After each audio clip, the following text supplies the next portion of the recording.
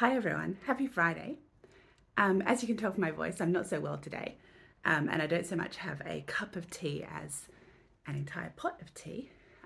Ginger, lemon, and honey tea, of course, to try and get better. And I apologise for completely flaking out on you last week with no video. We can blame that one on fun mental health adventures. But here I am to chat about folklore, and in particular, Glaistigs and Gruagachs today. So hopefully you've got a cup of tea and come and join me.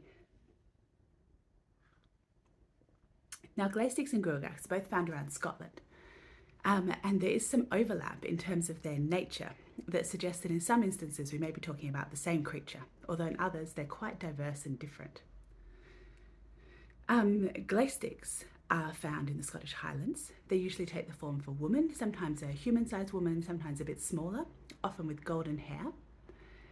They may take the form of an animal, particularly a goat or perhaps a dog.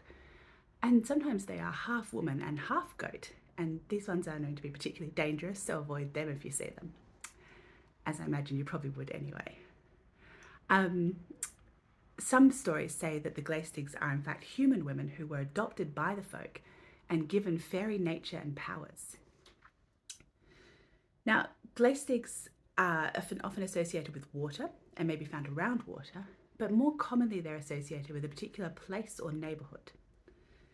And while they can be dangerous, particularly in their half woman, half goat form, and even murderous, that tends to be only when they're provoked.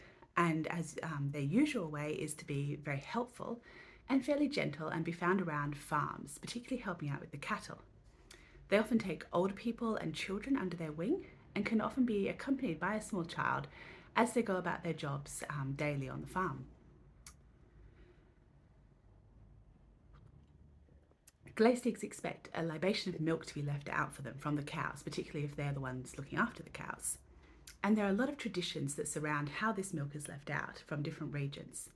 So in some areas, for example, a small amount of milk might be left out for the Glaistig every day. In others, all the milk from one cow might be left out on the first day of each season.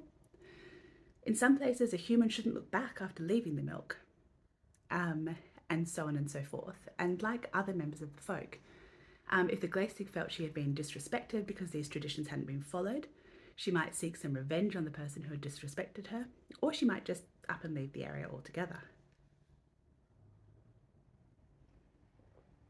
Now, Gruagachs in the Highlands might sometimes take the form of women wearing green with perhaps long golden hair or just long hair, who also looked after the cattle, and you can here see the overlap with Glaistigs. These Gruagachs were also often associated with water and might be known to come dripping up to houses and ask to warm and dry themselves by the fire inside. However, other stories of Gruagachs suggest that they could also be young men.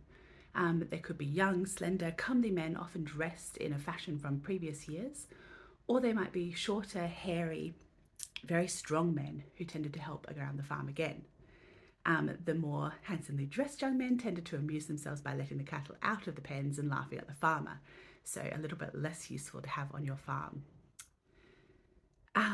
Finally, the third form of Gruagachs that are talked about in stories are those who are more of a very powerful creature, a kind of a giant, a wizard, a king. And stories of these often talk about humans either challenging them or aiding them. But they're often talking about a very specific Gruagach, the Gruagach, rather than Gruagachs as a type of the folk. Now I've got two sad stories today, which illustrate the close link between Glaistigs and Gruagachs and the families that they helped, and I apologise for the sad nature of these stories. The Gruagach of Ballycastle.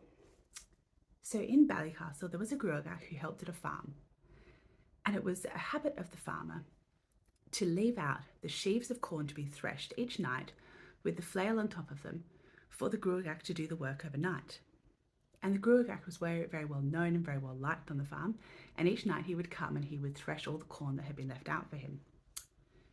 Unfortunately, one night the farmer forgot to set out the sheaves for the Gruagach, and instead he foolishly left the flail on top of the entire stack of corn. And the Gruagach understood this to mean that he was to thresh the entire stack of corn. and in the morning he was found dead on top of the grain.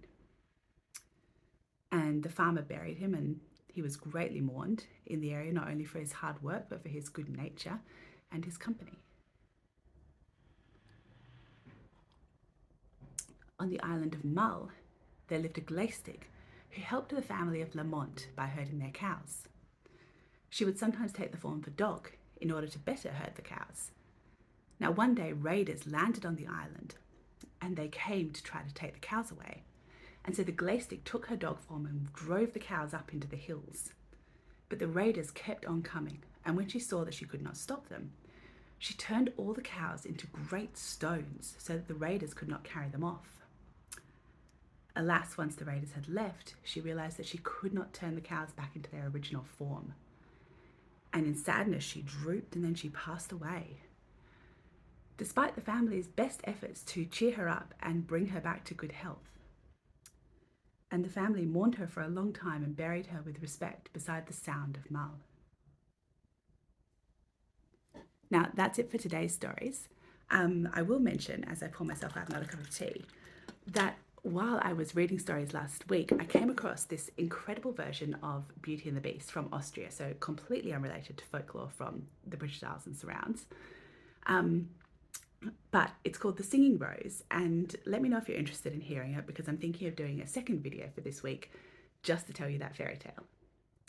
Otherwise, check the blog on Sunday as always. I've got 2 illustrations this week for Glaistigs and Gruagachs, and I'll be back next week to chat about another creature. See you, everyone.